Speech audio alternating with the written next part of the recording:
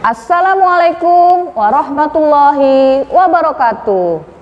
Bertemu kembali dengan saya, Ibu Siti Tienti Wahyuni Nasution, Magister Pemikiran Islam dalam bidang studi Sosiologi di SMA Islam An-Nizam, Medan.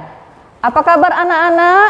Semoga semua dalam keadaan sehat walafiat, tetap semangat belajar sosiologi. Karena sosiologi wonderful. Sebagaimana kita pahami bersama bahwa manusia akan selalu hidup berdampingan dan berhubungan dengan orang lain. Hubungan antara manusia yang satu dengan yang lain sangat diperlukan dalam kehidupan sehari-hari dikarenakan manusia merupakan makhluk sosial yang tidak dapat hidup sendiri atau masih membutuhkan bantuan dari pihak lain. Bersosialisasi pun sangat penting dalam menjalin hubungan yang baik antara manusia yang satu dengan yang lainnya.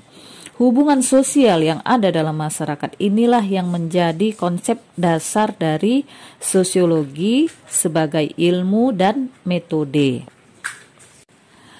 Sebagai ilmu, sosiologi memiliki teori-teori yang telah dibangun dari konsep-konsep dasar sosiologi. Nah, sekarang kita masuk tentang pengertian konsep. Istilah konsep berasal dari bahasa Latin, yaitu conception, artinya sesuatu yang dipahami. Menurut Aristoteles, konsep merupakan penyusun utama dalam pembentukan pengetahuan ilmiah dan filsafat pemikiran manusia. Konsep merupakan abstraksi suatu ide yang dinyatakan dalam suatu kata atau simbol. Konsep dinyatakan juga sebagai bagian dari pengetahuan yang dibangun dari berbagai macam karakteristik. Konsep adalah pengertian yang menunjuk pada sesuatu dan dapat berbentuk kata, nama, pernyataan, ataupun simbol. Konsep dapat dikelompokkan menjadi dua macam. Yang pertama, konsep berdasarkan pandangan masyarakat. Yang kedua, konsep berdasarkan pandangan dari ilmu yang dilatar belakangi teori dan norma-norma ilmiah. Contoh, kata sosial. Menurut konsep yang ada dalam masyarakat menunjuk pada sifat yang dimiliki oleh seseorang yang suka menolong orang lain tanpa pamrih. Sementara itu, menurut pandangan ilmuwan, kata sosial sering disamakan dengan kata masyarakat atau teman dalam arti yang luas. Fungsi konsep untuk membantu seseorang memahami objek-objek yang akan dikaji oleh peneliti. Misalnya, sosiologi yang mengkaji masyarakat tentunya memiliki konsep-konsep tentang masyarakat, interaksi sosial, institusi, pranata, dan sebagainya. Nah, sekarang kita masuk pengertian konsep dasar sosiologi. Konsep dasar itu merupakan suatu gagasan umum yang biasanya dirumuskan dalam suatu tindakan maupun hubungan yang memiliki ciri-ciri tertentu yang sama. Sosiologi mempunyai beberapa konsep dasar. Dari beberapa pengertian sosiologi yang telah disebutkan sebelumnya, terdapat beberapa konsep atau istilah yang sering digunakan dalam sosiologi. Apa saja konsep dasar sosiologi yang sering dipakai? Yang pertama, struktur sosial. Struktur sosial adalah keseluruhan jalinan antara unsur-unsur sosial yang pokok, yaitu kaidah-kaidah sosial atau norma sosial, lembaga-lembaga sosial, kelompok serta lapisan sosial. Yang kedua, proses sosial adalah pengaruh timbal balik antara berbagai segi kehidupan bersama. Misalnya pengaruh timbal balik antara segi kehidupan ekonomi dan segi kehidupan politik, antara segi kehidupan hukum dan segi kehidupan agama, antara segi kehidupan agama dan segi kehidupan ekonomi, serta yang lainnya. Salah satu proses sosial yang bersifat tersendiri ialah dalam hal terjadinya perubahan-perubahan dalam struktur sosial. Nah, konsep dasar sosiologi yang ketiga ini adalah perubahan sosial. Apa itu perubahan sosial? Perubahan sosial adalah perubahan yang mencakup seluruh lapisan dalam struktur sosial dan jalinan hubungan dalam masyarakat. Berikut organisasi sosial. Organisasi sosial adalah aspek kerjasama yang mendasar yang menggerakkan tingkah laku para individu pada tujuan sosial dan ekonomi tertentu. Yang kelima, institusi sosial adalah suatu sistem yang menunjukkan bahwa peranan sosial dan norma-norma saling berkaitan dan telah disusun guna memuaskan suatu kehendak atau fungsi sosial. Nah, itu dia ya, beberapa konsep atau istilah yang sering digunakan dalam sosiologi. Yang pertama, struktur sosial. Yang kedua, proses sosial, perubahan sosial. Yang ketiga, yang keempat, organisasi sosial, dan yang kelima, institusi sosial. Namun, anak-anak yang baik, pada hakikatnya sosiologi memiliki dua konsep dasar, yaitu sosiologi sebagai ilmu pengetahuan dan sosiologi sebagai metode. Sosiologi sebagai ilmu pengetahuan di sini dijelaskan mengenai makna ilmu dan pengetahuan. Burhanuddin Salam dan Bahtiar mengidentifikasi bahwa pengetahuan yang dimiliki manusia ada 4 macam, yaitu pengetahuan biasa, pengetahuan ilmu, pengetahuan filsafat, dan pengetahuan agama. Dan teori untuk mengetahui hakikat pengetahuan itu ada 2 teori. Pertama, realisme. Pengetahuan menurut realisme adalah gambaran yang sebenarnya dari apa yang ada dalam alam nyata atau fakta.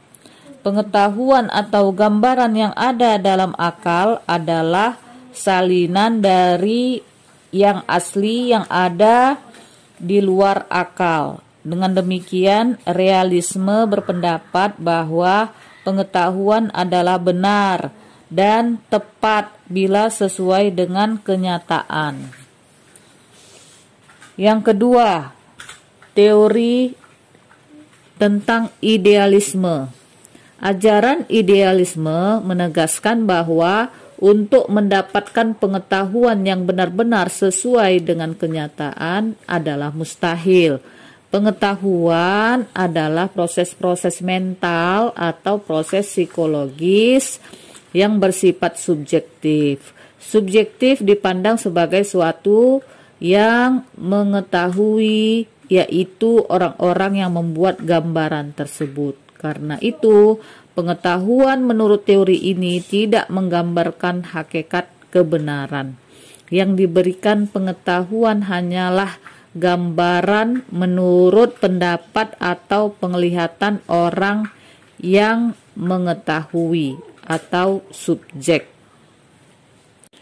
Dengan demikian dapat dikatakan bahwa ilmu pengetahuan mempunyai pengertian yang berbeda dengan pengetahuan, knowledge, atau dapat juga disebut common sense. Nah, yang kedua, sumber pengetahuan. Ya, tadi yang pertama kan makna ilmu dan pengetahuan. Nah, yang kedua, sumber pengetahuan. Sumber pengetahuan ada yang disebut dengan aliran empirisme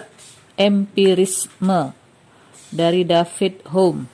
Dan yang kedua ada aliran rasionalisme atau René Descartes. Nah, yang ketiga ciri-ciri ilmu pengetahuan ilmiah.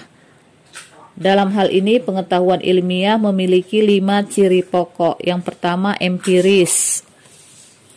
Pengetahuan itu diperoleh berdasarkan pengamatan dan percobaan.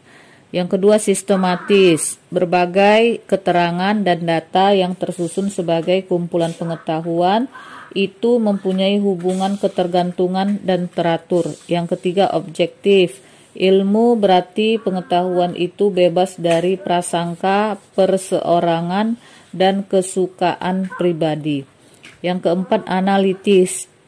Di sini pengetahuan ilmiah berusaha membeda-bedakan pokok soalnya ke dalam bagian-bagian yang terperinci untuk memahami berbagai sifat, hubungan, dan peranan dari bagian-bagian itu.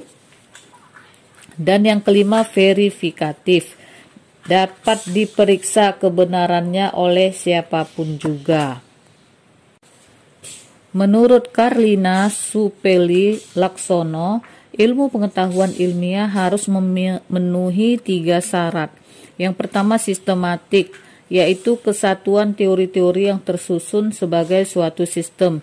Yang kedua objektif atau dikatakan pula sebagai intersubjektif, yaitu teori tersebut terbuka untuk diteliti oleh orang lain, ahli lain, sehingga hasil penelitian bersifat universal. Yang ketiga dapat dipertanggungjawabkan, yaitu mengandung kebenaran yang bersifat universal, dengan kata lain dapat diterima oleh orang-orang lain atau ahli-ahli lain. Dengan demikian, sosiologi dapat dikatakan sebagai suatu ilmu pengetahuan apabila sosiologi mengembangkan suatu kerangka pengetahuan yang tersusun dan teruji yang didasarkan pada penelitian ilmiah. Sebagai ilmu pengetahuan sosial, sosiologi memiliki ciri-ciri yang memenuhi unsur-unsur keilmuan, yaitu empiris, teoritis, kumulatif, dan non-etis. Empiris yaitu berdasarkan observasi terhadap kenyataan dan tidak berdasarkan praduga. Artinya, data sosiologi diambil berdasarkan hasil observasi di masyarakat karena objek kajian sosiologi adalah masyarakat. Dengan demikian, untuk mendapatkan data dari masyarakat diperlukan pengamatan langsung di masyarakat. Contoh, kalian diberi tugas untuk melakukan penelitian tentang tingkat pendidikan anak-anak jalanan, maka kalian harus mengambil data dengan melakukan observasi terhadap anak-anak jalanan seperti di perempatan jalan atau lampu merah. Yang kedua teoritis. Teoritis artinya menyusun abstraksi dari hasil observasi yang bertujuan untuk menyusun kerangka dan menjelaskan hubungan sebab akibat, kemudian diambil kesimpulan logis sehingga menjadi sebuah teori. Hasil penelitian sosiologi bukanlah bersifat ramalan masa depan tentang sebuah fakta sosiologis, bukan ya. Sosiologi hanya mempelajari data persoalan di masyarakat yang kemudian menjadi fakta yang sifatnya teori sebagai pengantar pemahaman tentang sebuah fakta sosiologi. Yang ketiga kumulatif. Kumulatif diartikan bahwa teori-teori disusun berdasarkan teori-teori yang sudah ada atau memperbaiki, memperluas, serta memperkuat teori-teori yang sudah lama. Masyarakat senantiasa berkembang, demikian juga dengan persoalan-persoalan yang ada dalam masyarakat pun akan berkembang pula. Sebagai suatu ilmu dalam mengkaji sebuah permasalahan di masyarakat, maka sosiologi akan menggunakan teori-teori yang sudah ada sebelumnya untuk mendapatkan pemahaman tentang dasar permasalahan dan kemudian akan melahirkan teori yang baru untuk memperkuat dan memperluas teori yang sudah ada sebelumnya. Yang keempat, non-etis. Makna dari non-etis adalah kajian sosiologi tidak mempersoalkan baik dan buruk, tetapi untuk memperjelas kajian atau masalah secara lebih dalam. Dalam mengkaji sebuah data sosiologi akan mengabaikan nilai yang dimiliki oleh data tersebut, baik atau buruknya, pantas atau tidaknya. Sosiologi akan melihat data tersebut sebagai objek kajian untuk dibahas dan dikaji secara mendalam. Contoh kajian sosiologis tentang animisme dan dinamisme. Animisme dan dinamisme di masyarakat Islam pantai utara Jawa.